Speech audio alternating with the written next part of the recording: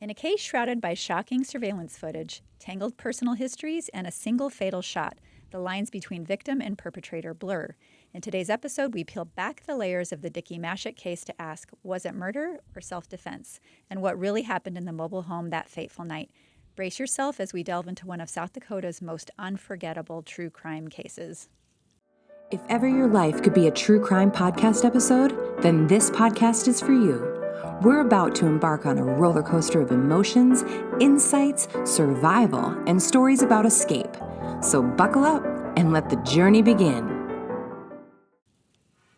And also, I feel like I'm being judged because Lara has all the details on this thing, and I only have the internet. So we're going to see how my research compares to her actually working the case. She was the lead and the lead prosecutor on this case. Awesome. So, well, that being said, welcome, Laura.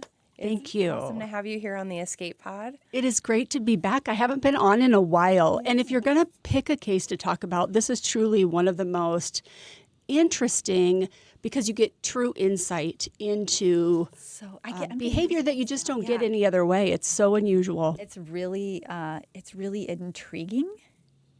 It's really, it's upsetting, but in a way of like, you do get absorbed or sucked into that world of like, what was going on? And it does, like, the lines do get blurred. It's really, really, really interesting. So I think months and months ago, I said, what did Pat do? Maybe years ago, like doing this case, she's like, I'm down. I'll be there. So I haven't heard of it. So, well, before we get hold rolling, on to your seat. What are you escaping this week? I am escaping administrative grind. Just a lot of January administrative things, final end of year billing, the kind of stuff that I did not go to law school to do. Yeah. Put me in a courtroom. I love that. I'm escaping paperwork. I know. I'm having those same moral dilemmas lately too. Like, it just sucks the soul out of you. It does. Yeah.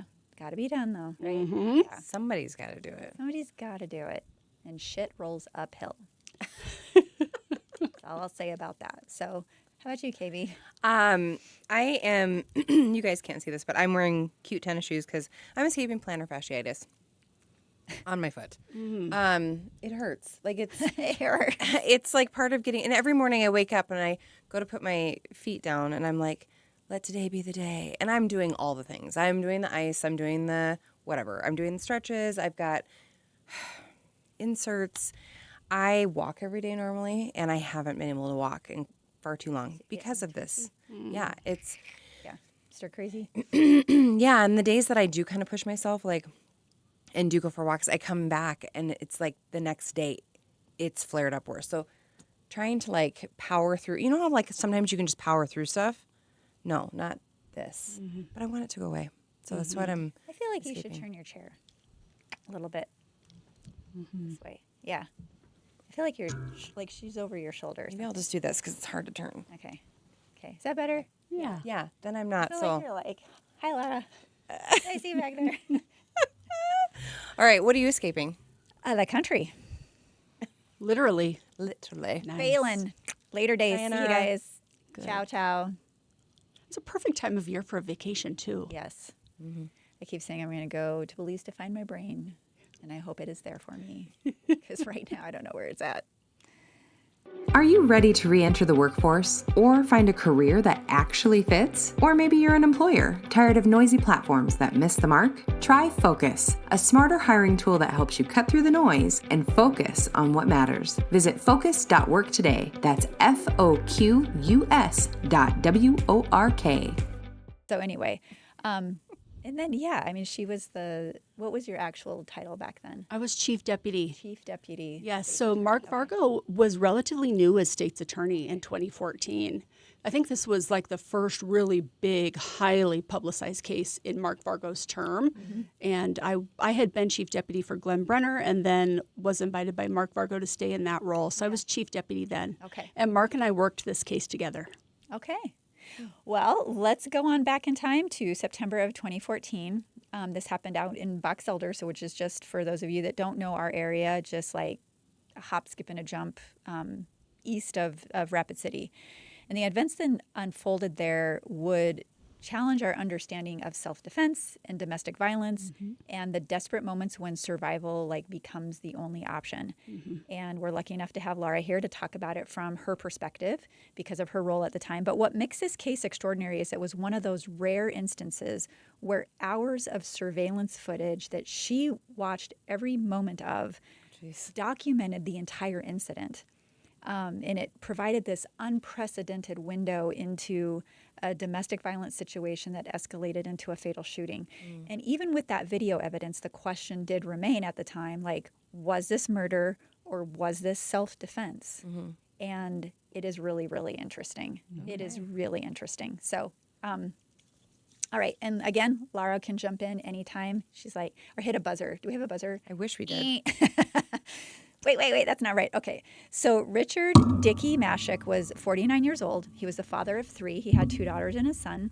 And he lived in a mobile home on Hillview Drive in Box Elder where he had installed 3 surveillance cameras, both inside and outside of his residence. Kellyanne Croyle, the other key figure in this story, was just 23 years old when the incident occurred. She was a little petite, blonde, described by those who knew her as shy and quiet and kind. Laura's nodding, so I'm doing okay so far. She did have a previous felony drug conviction and was on probation at the time of this story. But despite what would later unfold, her attorney would describe her as this very strong, loyal, and kind person, someone far removed from the image of a cold-blooded killer. The two were in a relationship, so Dicky and Kelly were in some sort of relationship, though the exact nature and duration remains unclear from what I could find. What is clear is that on September 9th of 2014, that would be the last day they would spend together. So this is the day everything changed. On that afternoon, Kelly arrives at his mobile home, and what began as what appeared to be kind of like a routine, ordinary visit, captured on his own surveillance, would devolve into hours of terror that would end with Dicky dead from a single gunshot wound to the head. Their surveillance footage, which would become the centerpiece of this entire legal case, initially showed the couple in just seemingly mundane moments. They petted a dog together. They talked. They shared a cigarette. Kelly even got Dicky a beer at one point. And to an outside observer watching those moments, nothing seemed really amiss. But then his mood began to shift. As the hours wore on, and we are talking hours, this ordeal went on, he became increasingly agitated and paranoid. And according to an expert analysis of the video, he accused Kelly of cheating on him and ruining his life. And then his demeanor transformed from casual to threatening, and he became homicidal.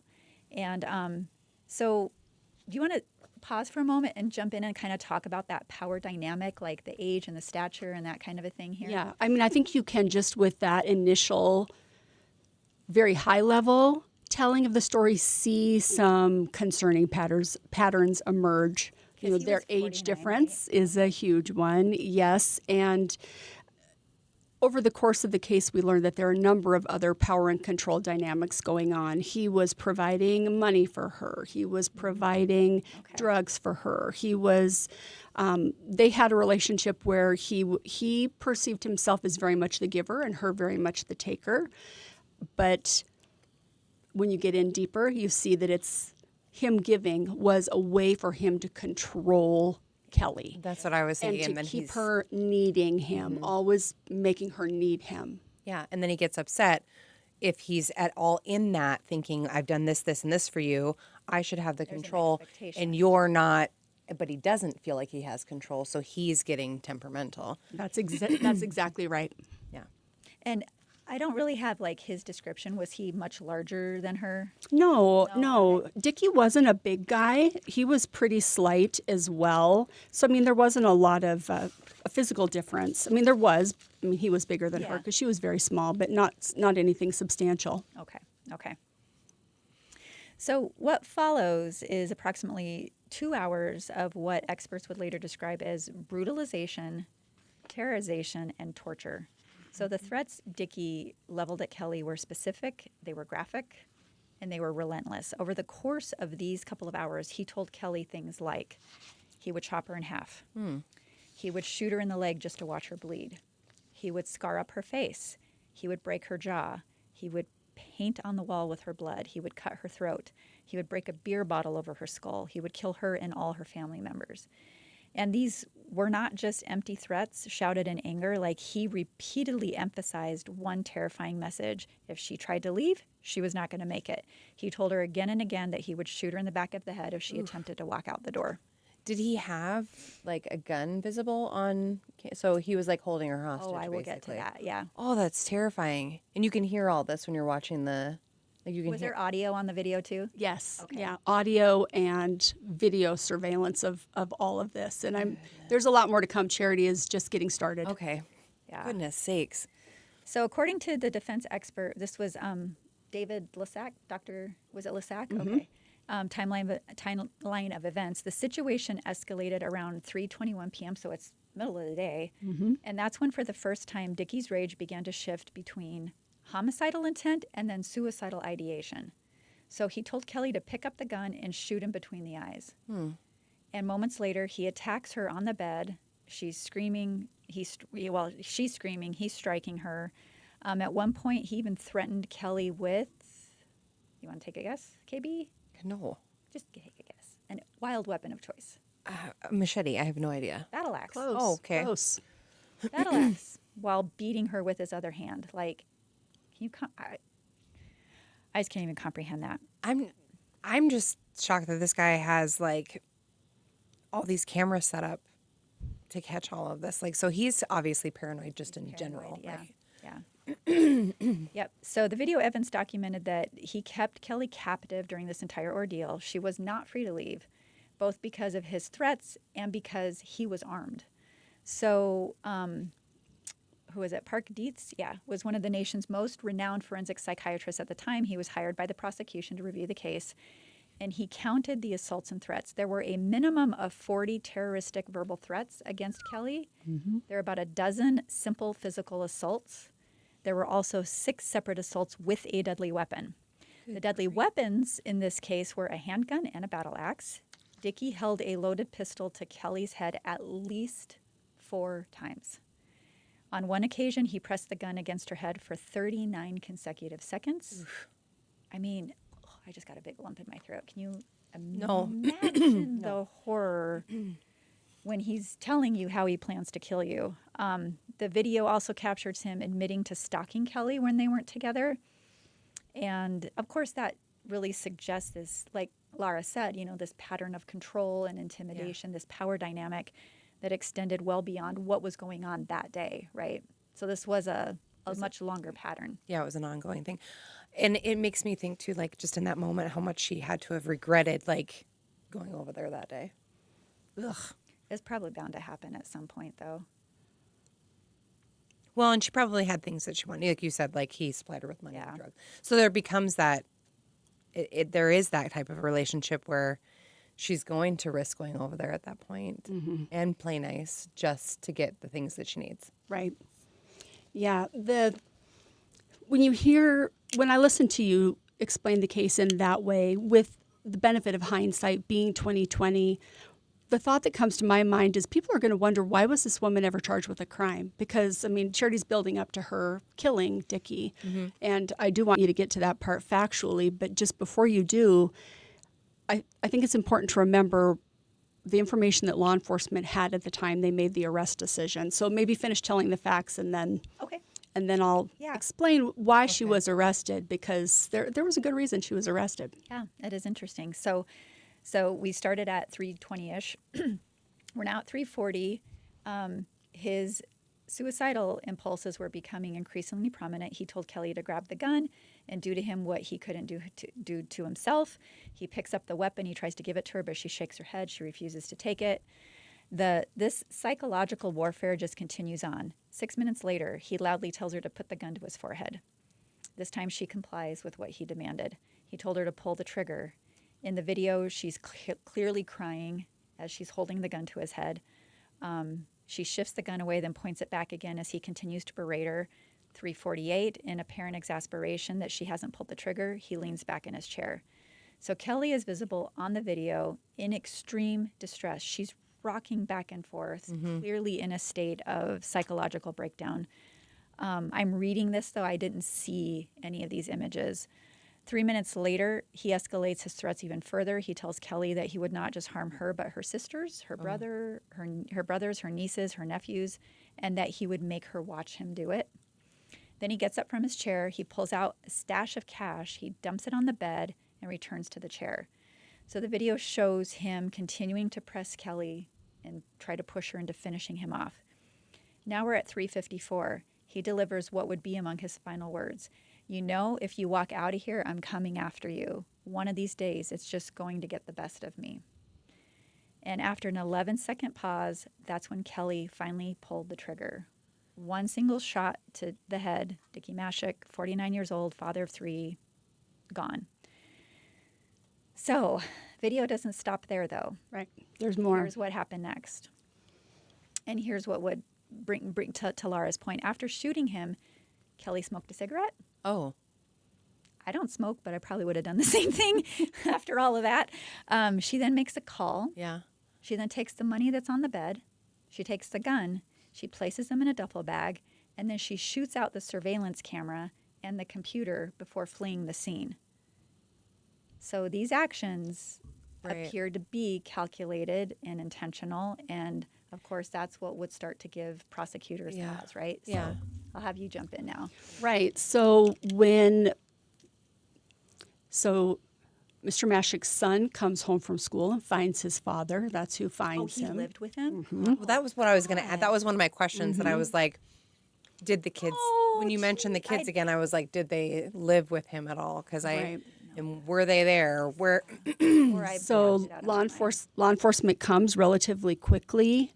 The son had seen Kelly leaving. It had passed her on the dirt driveway, so had an idea of who had been there last. That was reported to police. Police located Kelly very quickly after Mr. Mashek was found, and we didn't have the benefit of any of this video surveillance that you've spent so much time thinking about for quite a while. So when you just look at it at face value, you have a man who's been executed. He's shot point blank between the eyes and the head. The person that you believe shot her has absconded with tens of thousands of dollars, drugs, That's a lot of money. Wow, drugs that she took, and then made efforts to conceal what had happened by shooting out the surveillance. She shot the camera. Shooting the computers. Right. Yeah. She thought that would stop the memory from recording, which of course it didn't, but it took us time to get that video footage because it's stored in a cloud, so we had to obtain it. She's taken in for an interview, and this is one of the things that keep me up at night. Like, if it had just stopped there, if there had been no video surveillance, I think that Kelly would be in prison today for the murder of Dicky Mashek. Because when she's interviewed by law enforcement, she's not able to articulate what has happened to her over the last couple of hours in the way that you've described. And She's then probably in shock. I'm kind of hoping I'm not giving away too much too soon, but we end up having days worth of video surveillance. It's not just this incident. We end up with days worth of recorded video, and so we're able to see a much bigger pattern of abuse between the two of them. Kelly didn't present a compelling self-defense argument at all when she was interviewed by law enforcement. And that's why the charges were brought against her for second-degree murder. She's taken into jail, and it's slow going to get this video surveillance, get it watched, not just in the moment of the murder, but to understand the totality of the circumstances around the couple, which really shape the conclusion of the case. Thank God for that. I know. What if we hadn't have had it? What if it hadn't? And she wasn't able to, like you said, she couldn't articulate. She wasn't defending her. Like, she just was not. What do you think the reason was she couldn't or wouldn't articulate it? Do you think it was? I think it goes back a lot to what is the traditional idea of self-defense, which is you are in imminent fear of extreme bodily harm or death in the moment. I mean, imminent means in the moment. And when you watch that video surveillance, which I've had the opportunity to do, I've seen it all personally, you know, she's the one that has the weapon. He's unarmed at the time that he's shot.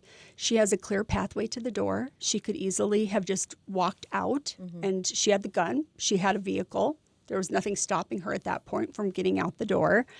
And her ability to really articulate the totality of the pattern of abuse in the relationship she just didn't really have that full ability. Did she realize she was abused? Like, It would, because, I mean, I think about just like my own upbringing and the things I endured from my dad. It was normal until I got out of that and got into a healthy relationship. Then I started realizing those things are not normal. Right. This was not okay. right. It could be so many what I things, right? Charity, it could be the questions that she was asked, how comfortable she felt with that interviewer, how much she understood about her own abuse, how much of it she had normalized. And I think that you hit on it. I think for her it was very much normalized. And I believe that in large part based on the other day's worth of video surveillance I had seen. They were in show, yeah. they were in a very cyclical kind of, it's the classic power and control wheel, right? Like, there's the flowers and the roses and everything's wonderful and everything's happy. And then it slowly escalates into abuse. And then the abuse is worse and worse and worse, as bad as it gets. And then the circle starts again with the I love you and the love bombing and everything's fine. And they were on like this super fast loop of that. Like within hours, the loop is spinning. Oh, my Lord. Yeah. And they would have, and even in the way you were telling the facts, you can even see that. She brings him a drink, they smoke a cigarette. This is all around a situation that is riddled with being hit, being slapped, being punched, being threatened with weapons. So he was physically abusive. He had been physically abusive to her for a very long time. And even when you were originally talking about the timeline, you were giving us those timestamps, and it was like this all started at 3:20, and then it's like at 3:40. I'm thinking, wow, that escalated really quick. Yes. Like just a complete shift on his demeanor, and it'd be really hard to watch. Did you have a hard time watching? Like, or I suppose you're used to it. No, there's no way that I could be used to something like that, because even though I prosecute crimes, I don't watch them happen. Yeah. And this is literally watching a person being killed live. I mean, it's happening. It's real. And it was the most bizarre window into a world that I had never seen with my own eyes before. The drug addiction that Mr. Mashek had, the paranoia that went along with that drug addiction. What were the drugs of choice? He was using uppers, and he wasn't eating. He wasn't sleeping. He went days without eating or sleeping. So imagine what's happening chemically in his body. Yeah. And it was really, really troubling. I had Heather Knox, who's now a federal prosecutor, watched the video with me, and then a retired investigator named Kent Prismus. And we spent days watching worth of this video of the interactions that Dicky had, not just with Kelly, but with other people in his life, and having a window into that world was really, really disturbing. Sure. And I don't think that Kelly was fully able to articulate or understand the situation she was in. 23. Yeah, she was really young. Yeah. So you have a job to do in this. Yeah, and how complicated did this video make that job? I always thought it was really insightful and aware of domestic abuse, and really sensitive to victimology. And this just really changed my way of thinking about it entirely, because law enforcement, myself included, we were so focused on that final moment when she really did have the power, in that if you just focus on those last 30 seconds or that last minute, I mean, she did have the gun, she did have access to the door. But I was having a hard time understanding how the abuse she'd suffered in the hours, days, weeks prior to that created a need for a legitimate legal basis for self-defense. So we got this defense expert report, and the defense attorney is talking to me that this is going to be self-defense. And I knew that I needed the absolute best forensic psychiatrist in the business to help me understand whether this was really self-defense. And Mark Vargo very generously said, well, then hire the very best forensic psychiatrist in the world, find him and hire him, because you have something really unique here. You have a murder on video. And that has to be interesting, even to someone as famous as a person that you're going to be looking for. Right. So I, got out the Google And I literally did a Google search for who is the best forensic psychiatrist in the world. And it's Park Dietz. And anybody who's listening, please feed him into ChatGPT or your Google right now. And he has done forensic psychiatry of cases, everybody, the Unabomber, Hinckley. I mean, you name a famous homicide, and he's been involved in it. And over the course of his career, he's created a group of other psychiatrists and psychologists who are literally the best in the world. And I've hired his people a couple of times, but this is the first time I've interacted with him. So I literally call and I'm like, "Hi, can I speak to Park Dietz, please?" They're like, "No, you don't get to talk to Park Dietz. You can talk to one of his associates." I'm like, "Okay." So I talk to his assistant. And I say, I have this really unique situation where I have a murder on tape, and I think it might be self-defense, but it just doesn't feel right to me. I need someone to help me understand. And she's like, "You have what?" I said it again. I have it on video. She said, "I think Dr. Dietz is going to want to speak to you." And he called me. Oh, wow. Absolutely wonderful man. And he was willing to take our case. And he received all of the video and all of the case reports. And, we ended up with this report with this very in-depth analysis of helping us understand why Kelly Croyle had absolutely no chance of surviving this. And helping me understand how even if she had survived the moment, she was never going to survive the man. Mm-hmm. He wasn't ever going to let her go. Yeah. Well, and that's why I think in that moment, as you guys are saying this stuff, like she saw, like in that split second, like you say, she could have ran, she could have done this, but it was like there was no escaping this. Mm-hmm. That was her escape, right? And it was now or never. Mm-hmm. And so in a way, it really, it would be like. I wonder if that was part that of gives me the chills. Inability to articulate too. Was that like, I didn't really do anything wrong in my mind. I did the only thing I could do to be free of this. Mm-hmm. And it was like more of a resolve than anything. Right. But I saw an opportunity. I had to take it because I may not have lived to get another one. Right. But in the fact, so in that moment too, and you're not thinking straight, right? She smoked a cigarette. Like I would have been like, I don't know, calling the cops, getting the heck. But to each their own in that situation, because you can speak of what you think you would do, but you don't know until you're actually in those shoes. However, I think so she does this, and then it's like, but then she takes them, she takes the money. So there's also like a crime being committed in that taking of the money, right? So then to be interviewed after this has happened, I don't know if you fully, as a 23-year-old girl who's in this situation, does she fully understand how to really tell what she did and what she was feeling? And then she's probably scared that she's going to get in trouble because of the taking of the money. And am I guilty of murder? She doesn't. I'm sure she didn't understand all of the, like you said, the totality of all of it. Yeah. She just took an escape and ran, hence trying to cover it up. Like she knew that parts of that, like if she would have just shot him and then called the cops and left it at that, I think things might have been a little bit different. Mm-hmm. Like I did this in self-defense, but she didn't. She did a little bit more. Yeah. And so, I don't know.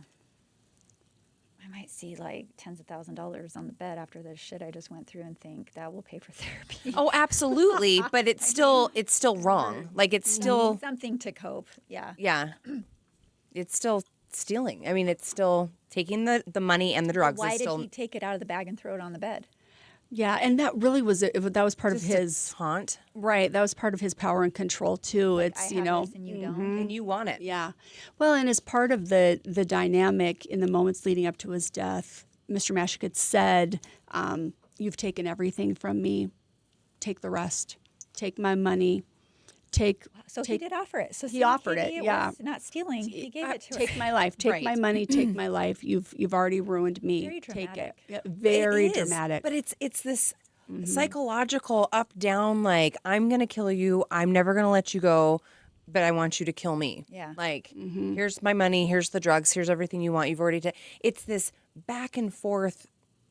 Pardon my mouth. Mind fuck of Yeah. Yeah, it's right. Yeah, it's interesting that you say that because that's one of the things that I really thought when I was watching it you can have someone explain to you what it's like to be in a relationship like that, but to literally see it firsthand, and not just on the day that he died, but over the course of the days leading up to that. And she kept coming back. She kept coming back to the trailer and trying to understand the dynamic that exists in those domestic violence relationships. It's really hard, even for me, with 30 years experience with it, to see it brought it home in a way that just nothing else could have done, to literally witness it. Were his children interviewed? Yep. Okay. Mm-hmm. Was there anything helpful? No, because Dicky really kind of tried to keep his private life, which wasn't always legal. The things he was doing weren't always legal. He tried to keep his kids away from that. So I don't think they had a lot of awareness. They knew who she was. So he tried to be a good dad. I think he did. I think he did try to be a good dad. And certainly in interacting with his family, he had a lot of people that loved him, a lot of people that cared deeply about him. This story is just such a tragic combination of just drugs and violence and sometimes you hear these stories of where like two people and I can't say that for this because I don't know, but like where people will be like, yeah, he's never been like that before, and for some reason just two people come together and it creates like this toxic relationship that they just, I don't know, can't get out of on both sides. You want to talk about the legal battle and how that rolled out? Yeah, so everything that we've talked about took a lot of time to happen. So charges are filed against Kelly. She's held in the Pennington County Jail. There were a number of very heated bond hearings where Kelly's attorney would try to get her out on bond. And, you can see quotes from me in the Rapid City Journal just being so harsh about keeping this woman who had killed this man in cold blood in custody while all of this, expert work is being done in the background. I don't have all of that information. So she was in jail and she was looking right down the tunnel at a jury trial for second-degree murder, where she would have been facing mandatory life in prison. Okay. Yes. And I remember the day we got Park Dietz's report and I read it and I brought it into Mr. Vargo and I said, this is what it says. It says that she acted in self-defense. And this is the world's most renowned expert on psychiatry. Yeah. And in reading his report, I agree with him. I'm like, what do we do? What do we do? Yeah. Yes. And Mark Vargo, very ethical man, he said, well, we have to dismiss the case and we have to dismiss it now. I mean, you can't hold on. You can't keep something like that in your pocket and keep someone in custody if they've done something in self-defense. And so he very boldly issued a statement to the media and had the case dismissed and her released from jail the same day that we got this report. Wow. Okay. Yeah. What did his family do? His family was very upset. They really felt like they didn't get justice for Dicky. They felt like they saw what we saw in that initial moment, that he was killed in cold blood. He was executed. He was shot between the eyes by a person with a gun. And, we offered them to read the case report and to read the psychiatric report. We did let them see some of it, not the most graphic parts of it, but offer that to them and let them see that. Just trying to help them understand that, we're not blaming Dicky for his own death. That's not what acting in self-defense means necessarily. It's just that we can't assign criminality to the person that did it. Right. And I think they were really disappointed with that. Yes, but that doesn't mean it wasn't the right thing to do. I'm looking at Dr. Dietz's credentials. Like, he had affiliation with Jeffrey Dahmer case, Menendez brothers. You mentioned Ted Kaczynski. The Boston Marathon bomber.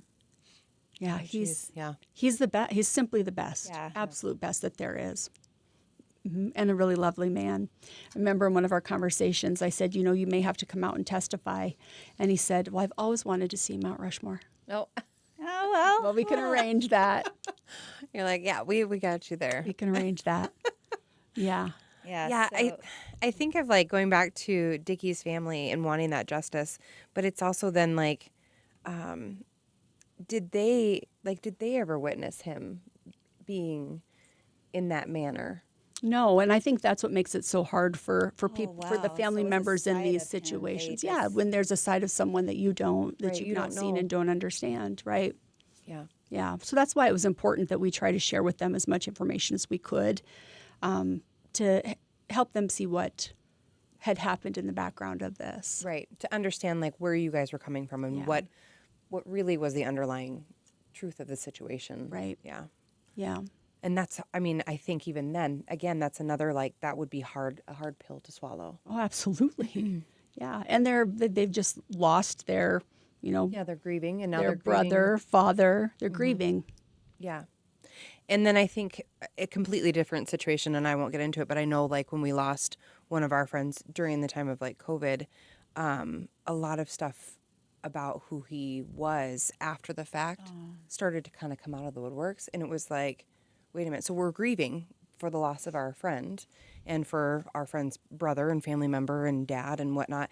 And then all this stuff started kind of coming out, and he was living a completely different life that none of us had known anything about, and it was shocking to his character. Like it was just like, how can this be? And I remember going through that together because I mean we just mourning in a different way. oh yeah, I mean because it was two totally different people. It gives me chills even right now, like because it was just that's not the person who we knew, and then Right. to see him in this light, which was disturbing.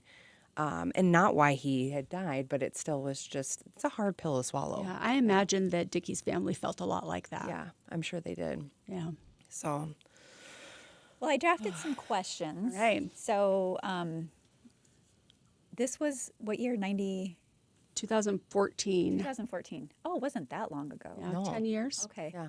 So given the complexities and this unique evidence in this case, how do you believe, or has the legal system like adapted to better account for psychological impact of victims? Like, have you seen a shift in that regard?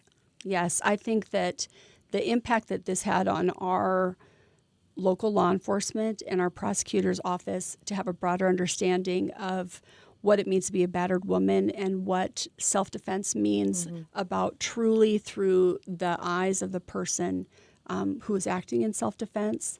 It expanded our knowledge in a way that was really, really important, and changed the way we've treated every future case after that. You know, our law enforcement now is thinking about self-defense whenever they run into a case, and I think that we just didn't in this one because it just wasn't obvious, Right. and so we didn't think that way. We didn't think in the same way that we do now. How has, you mentioned imminent, and that's been part of that domestic violence or self-defense rather. How has that shifted because of this case? Right. So it's changed now to kind of that reasonable person standard. So what the law is saying now is, seeing what she saw and knowing what she knows, did she act as a reasonable person would act? And we've built a lot of laws in South Dakota around stand your ground and self-defense. And, we have some of the best self-defense statutes now in the entire country. Florida and South Dakota have the strongest self-defense laws of any two states in the country. Because Abusers be on notice. yeah, because we really feel like you should be able to defend your property and yourself, and that's a very South Dakota value. And so the law has really expanded to, but also to be that of a reasonable person. Yeah. So would a reasonable person have acted the same way? Right. So given when Dr. Dietz said that, or in the report probably, that she was trapped in a sustained terroristic situation where both leaving and staying posed mortal danger, Right. have you seen our legal system like take that piece into account, like looking at not just the incident, but on like the upstream of the incident, like you had the opportunity to do with those videos? Like, is that more prevalent and common in looking at these cases? Yes, I think having that more expansive view, this case broke that open for all of us, that you can't just look at the last 30 seconds of Dicky Mashek's life. You had to look at the bigger picture of their relationship. And especially in the context of domestic violence, it's crucial that we view things that way, because when there's that much history, how could you ever assess self-defense just based on a moment in time? And what was most impactful for me about what you just said that links into, number one, Dicky Mashek's last words, and a big part of what Park Dietz based his opinion on, it was the idea that she would never be safe. And that really opened my mind up to a way of looking at everything in our office a little bit differently. Like, okay, maybe she could have gotten away in that moment. But if not now, it's later. Yes. Right? There's this desperation behind it. Yes. And he said that verbally, but also the history showed that. The history between those two individuals showed that he was never going to let go of her. She was never going to be safe from him. And then self-defense takes a different view, right? It's not just self-defense right then in that imminent moment. That's why that imminency is needs to be less emphasized. It's, in the totality of that situation, she would never escape. So with the look back that you were able to glean in days leading up to this event, did you see an escalation? Do you think that's why she took this drastic action? Because you said there was this cycle, but did the cycle amplify? Yeah, it definitely, the introduction of the gun was something that was new on that day. Okay. But the rest of it that you saw, the violent threats, What about the battle axe? the simple assaults, the use of being threatened with other things, objects and weapons, over the course of the days leading up to the homicide, are very, very much in play. And so it was interesting to me that, fact that she keeps returning. He does not ever leave the trailer. He was in a state of paranoia, in a state where, he was not leaving that trailer. It was her that was returning to him. And so, every day when she'd pull up and I'd watch that video, I'd be like, no, what are you doing and I think coming back there? It's so hard to understand that part of it, right? Like, that's a Yes. whole nother... That's a He whole makes nother it feel thing. like $1 million sometimes, though. But also, it's so scary for her not to. It's like that: keep your friends close and your enemies closer. Because when you read Dr. Dietz's report, yes, a lot of his paranoia is when she's not there. Who are you calling? Where are you? He's stalking her. He's watching her. So he would leave the trailer to stalk her. Yes, and Dr. Dietz talks about that he referenced on the day that he died, that he had seen her at someone's house. And it was accurate. Yeah, and had known where she was, and so it was following her and stalking her. And yeah, she was just never gonna get away from him. And I think she thought if she could just come back and keep him calm and keep him happy and, okay, I'm here, everything's fine, that would placate him. Yeah. But it was just, unfortunately, just was a coping inviting. Yeah, it was just inviting more danger. Well, I think a lot of times, even in these relationships where, and you can't always make sense of it, but like in these abusive relationships or whatnot, or things where it seems easy from the outside to be like, why can't they just leave and stay gone? Why do they keep coming back? And sometimes you've got a personality who's like, well, there's that little seed, like you were talking about how it's that vicious circle, right? And so there's that little highlight or that little seed planted of dopamine hope. hit. Yeah. That maybe tomorrow is going to be different. Maybe I can fix him. Maybe fill in the blank, whatever it is. There's always like that something, that little need. And then sometimes it is also tied with that, in addition to, I need that fix. I need the drugs. I need the money. I need the whatever. Again, The attention, and when he's being kind and, yeah, maybe it'll go back loving. to like when we first started Right. seeing each other. You know what I mean? Like, this is just a temporary hang up. And so it's. So you believe she would be in prison now, but for that video. I don't want to believe that.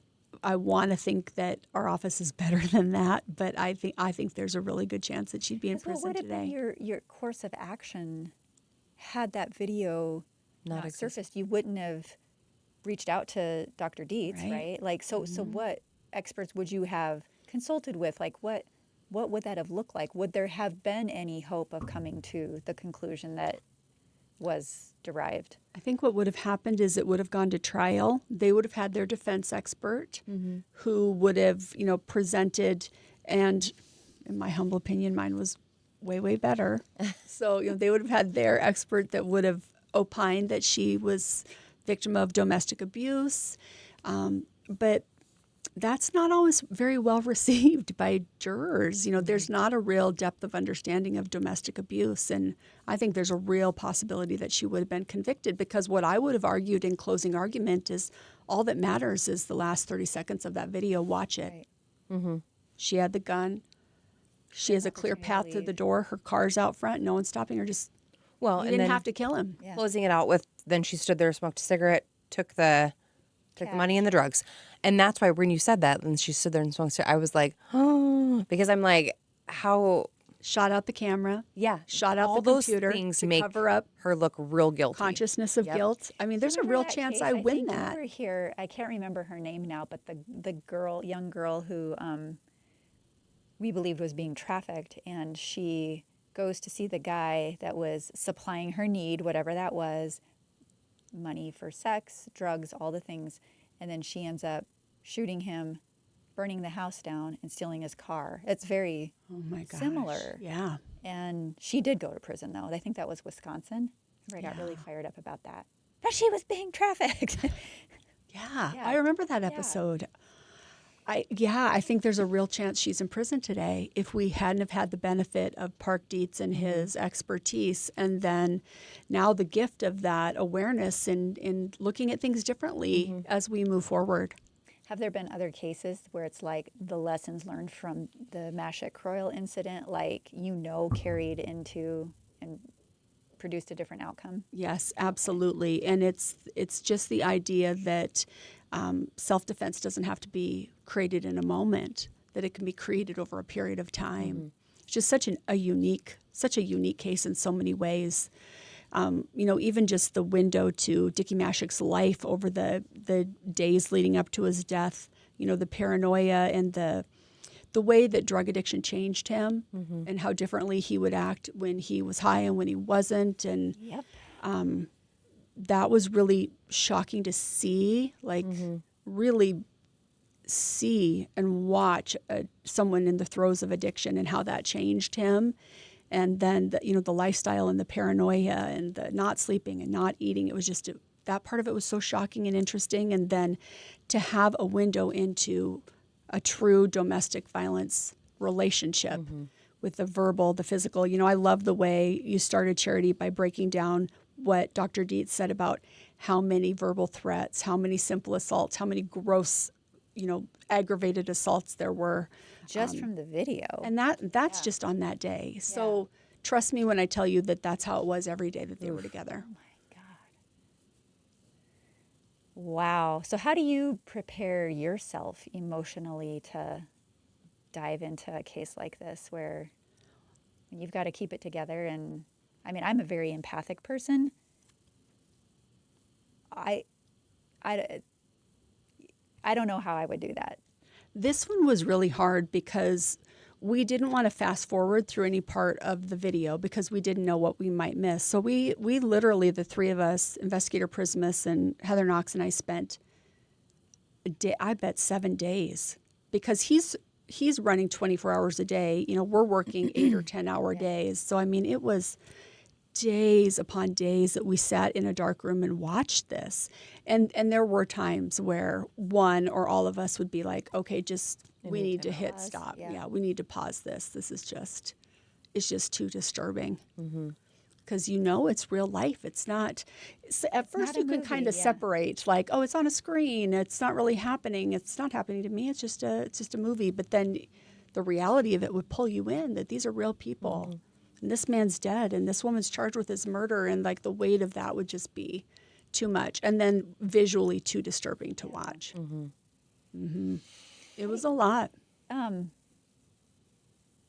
So all it took was the report then? Like, were there any doubts prior to receiving Dr. Dietz's report that, like, maybe this isn't as black and white as we initially thought? Yeah, when we got the defense report, we knew that we had cause for concern. Okay. and we needed to look at it ourselves with someone that we could trust. And then that's when Mark Vargo's like, spend what you need to spend. We need the best. This is important. This is something the community would want us to spend money on, getting this right. But yeah, I think that's when the doubts really started to enter in. And the more the three of us watched more and more of that video over time, the more I just, you have that terrible feeling in your stomach that this is just not right. So yes, I think building up to that report, we were starting to get that sinking feeling in our stomach that this was not what it had appeared to be at first. But I think, I have to give Vargo and you like just props because, when we were doing what's his name? I'm sorry, I'm drawing a total blank. The death row inmate that is in contact with us, Jeff Preble, and the prosecutor that stitched him up wrongfully, just to keep her scorecard good. I imagine if I were I just want to know I could sleep well at night, and I imagine you sleep very well at night knowing this was the outcome of. Yes. It wasn't about the conviction. It's funny that you say that because when we were drafting that press release and Vargo I remember this moment very vividly. We didn't have a public information officer back in 2014. So it's just Vargo trying to draft something to our constituents to help them understand what we were doing and why, that we weren't letting a murderer free, that this, help them understand this situation. We wanted to give just enough information that the community could understand. Yeah.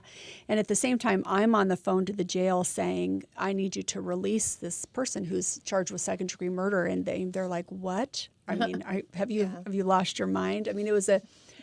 It was very, very stressful in that moment, trying to be able to communicate what we were doing and why, make sure that we were getting her out of custody as soon as possible, that we ethically could not hold her 1 minute more, past the point of believing that she acted in self-defense. And I had tremendous admiration for Vargo that day and his leadership, and because we didn't know how the public was going to react.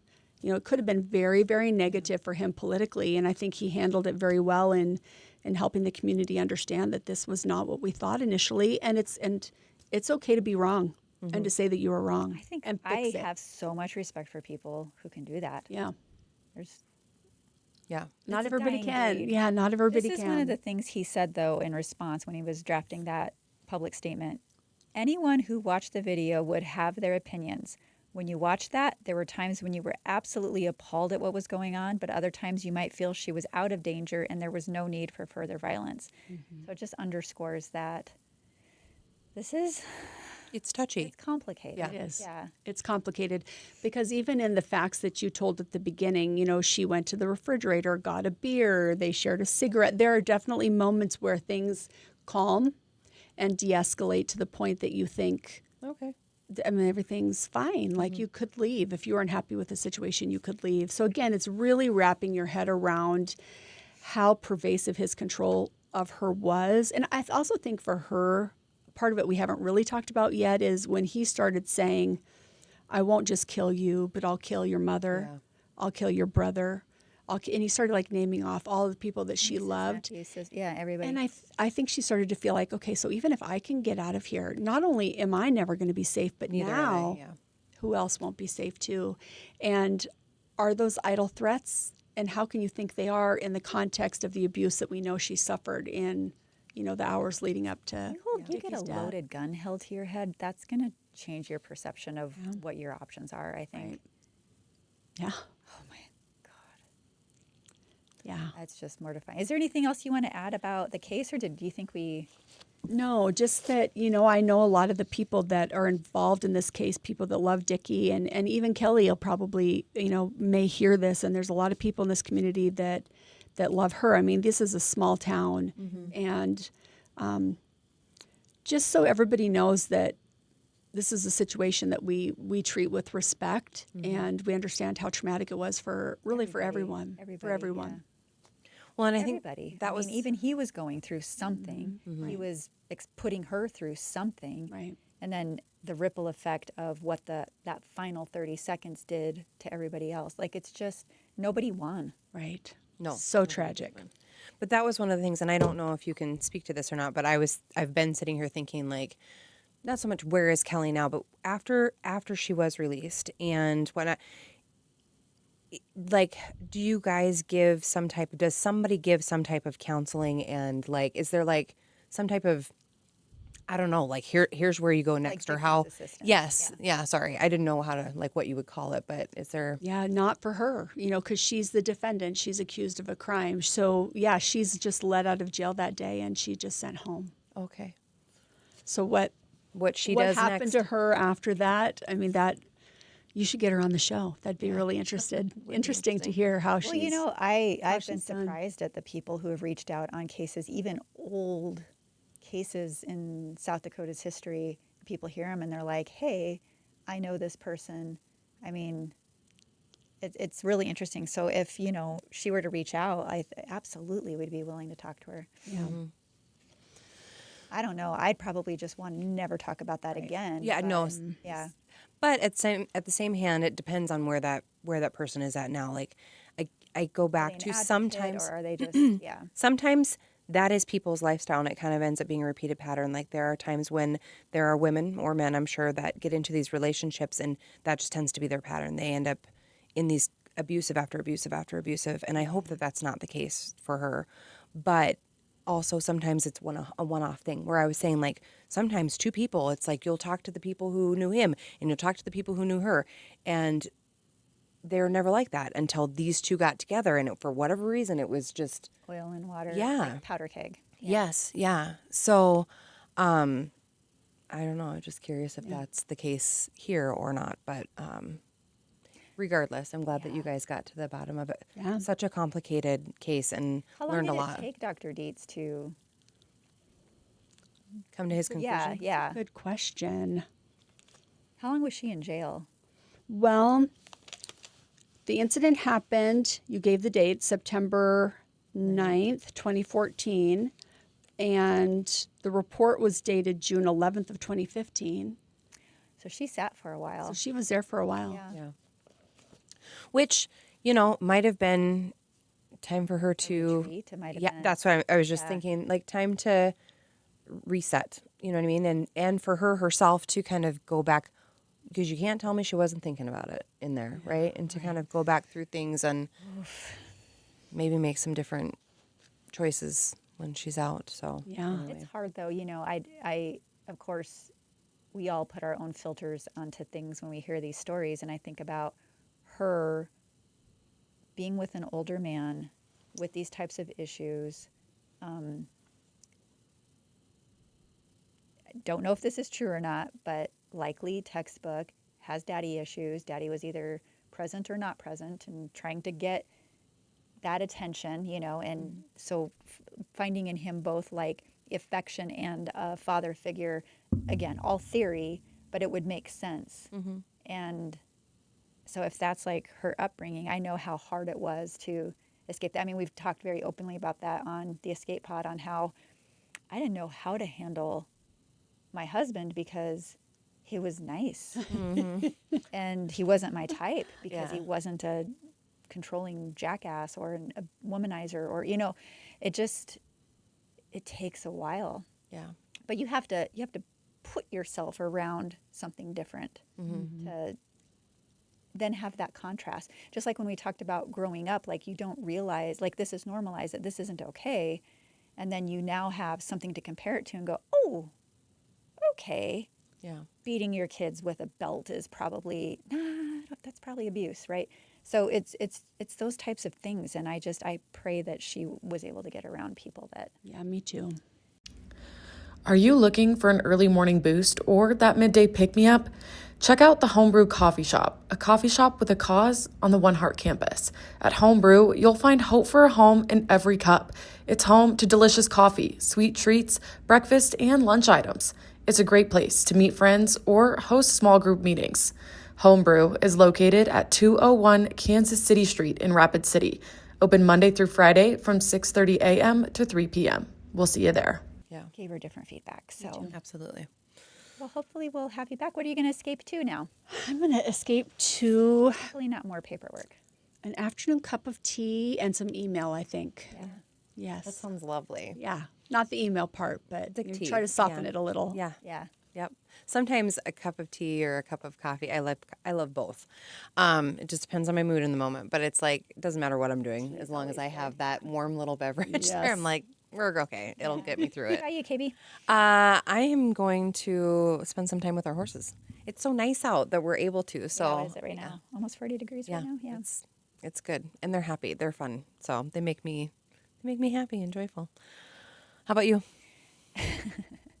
Well, besides packing for Belize, my new passion over this break that I have, extended break I've taken from work, is Legos. Yeah. I never had Legos as a kid, and they have these fabulous Botanical. Legos yeah. for adults. Well, I've gone beyond the botanical. You've done all of those? I have one left Okay. that I want. It's like a Birds of Paradise, so it's like a big thing. Okay. But now I have, because you know how much I hate winter, and I hate snow and cold. I need something to look forward to. We tried cross-country skiing. That didn't fix it. Okay. Didn't fix it. So I now have a closet with a stash of Lego kits. One is a vintage typewriter. Oh, I love that. My daughter did that one. I have Van Gogh's Starry Nights. Ooh. And then I have the Birds of Paradise plant. And so now next storm, I'm just going to be like, yes, I can put Legos together. And I think love I that. figured out. So I've been actually talking about this in therapy because it's like, my husband just shakes his head. He's like, but it's funny. But I had one kit that had 3 different things. And so Alec is doing one part of it. Tim's doing one part of it. So Yeah. they all enjoyed it. But I said, I think I figured it out that I love projects. I love doing something creative. And in this case, I know what the freaking outcome is going to be. Yeah. Unlike my life at work where I go do all these things and I don't know what the outcome's going to be. I I think don't know if the revenue's going I to be can raised. see your I don't- engineer brain just loving that I freaking creation. love it. It is my new passion. I get it. I don't know if they're going to be able to keep up with me, or my bank account's going to be able to keep up with the new hobby. But Yeah, they're But expensive. she was just, my therapist was just asking me like, what brings you joy? And at that moment, I had no answer for her, and I thought, God, it was really That's besides sad. my husband and my few close friends that I have, like, I have no hobbies. My whole life is this place. And I know that sounds really pathetic. It doesn't sound but like it's it. like- Doesn't. That's passion. It gave me perspective, though. Like, it gave me perspective that there has to be more to life than being tied to a desk and doing all this stuff. And so between the month of December doing all these house projects and Legos, like, I'm starting to recharge now, going to some place where it's sunny and warm, all the things. I'm like doing everything I can to find my brain again and Just what you need. get back Yeah. to being me. Because, so Legos, it's therapy. I love it. that. I love it. So that's what I'm doing. I love All it. right. Well, thank you, Laura, for Yes, coming in thank and you. having Me. Awesome to have you. Thanks. So, That's a tough case. It was Yeah. a really interesting, difficult case. Yeah. I didn't think hear about anything about it. if you have another one, Yeah. Let me okay. know. I will. I Absolutely. will. yeah, because I don't remember. Actually, I think you may have mentioned this Yeah. once upon a time, and I was like, Yep, I told you "Oh, what's about it. that I one?" said, So you I should wrote it cover down, that. Mhm. And then I looked into it and went, holy crap, Oh, yeah. that was something. And you didn't give me any insight as to what the case was. I don't remember what context. I we were just talking let you about be it. surprised. Yeah, but I was really blown away. Yeah, and I just figured Kelly would have gotten way out of Dodge, but so I Yeah. didn't even No, think she's still to around. look for her or Yeah, see. she's. Yeah, I think she's still around. Maybe she'll reach out. maybe. Well, thanks for being here. Yeah. Thanks for thank having you. me. All right, KB. All right. Well, thanks for listening today. If this episode made you laugh, cry, or just you're interested, or Piqued you your want to, interest, yeah, you've got some more additional stories to tell us, like this one. Please reach out. We're doing this for a cause, but yeah, we're always looking for more stories. So Yeah, more stories. Yeah, you can hit us up at escapeartist@escapepod.live. Share those ideas for future episodes with us at justbecause@escapepod.live. You can become a patron of the show and help fund real life people escaping real life things, all the things at One Heart here. So yeah, subscribe, follow, absolutely. give us a review. Be kind. Yes, please do that. Please be kind. All right. Well, until next time, excuse me. Remember, trauma may be inevitable, but how you handle it in life's messiest moments is way more fun with company. So Yeah. thank you guys for being here. I think the lesson of the day, besides staying resilient and keep laughing, is like, it's not a bad idea to put cameras in your home. Yeah. Yeah. I mean, Yep, that saved her bacon. it sure did. It sure did. Yeah. All right. Thanks, everybody. All right. Bye. Bye.